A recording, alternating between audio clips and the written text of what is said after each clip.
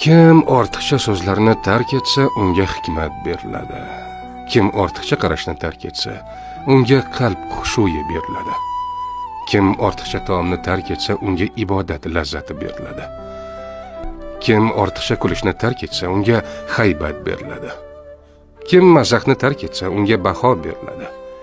Kim dunyo muhabbatini tark etsa, unga oxirat muhabbati beriladi. Kim boshqalar aybi bilan mashg'ul bo'lishni tark etsa, unga o'z aybini isloh qilish beriladi. Kimning kulgusi ko'paysa, haybati ozayadi. Kimning so'zi ko'paysa, uning xatosi ko'payadi. Kim insonlarni kamsitsa, o'zi ham kamsitiladi. Kim biror narsaga ko'p mashg'ul bo'lsa, shu kasbi bilan taniladi. Kimning kibri havosi ko'paysa, hayosi kamayadi. Kimning hayosi kamaysa, taqvosi kamayadi.